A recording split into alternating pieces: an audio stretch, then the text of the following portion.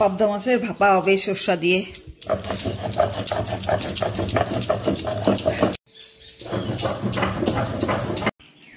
নুন,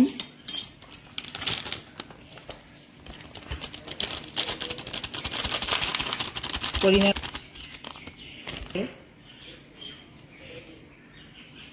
কাঁচা তেল,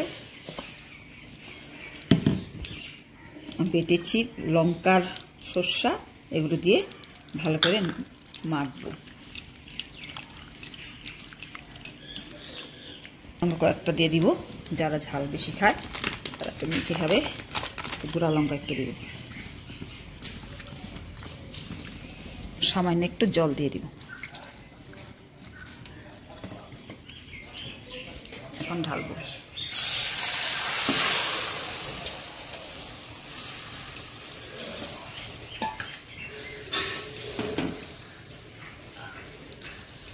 পাবদা মাছের ভাপা বানাচ্ছি, এখন ঢেকে দিব।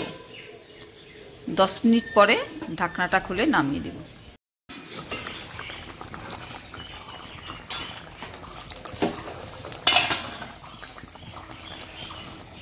10 মিনিট হয়ে গেছে, এখন সরষাটা শুকিয়ে গেছে, এখন মাছটাও সুন্দর করে হয়ে গেছে। এখন ধনেপাতা দিয়ে নামাই দিব।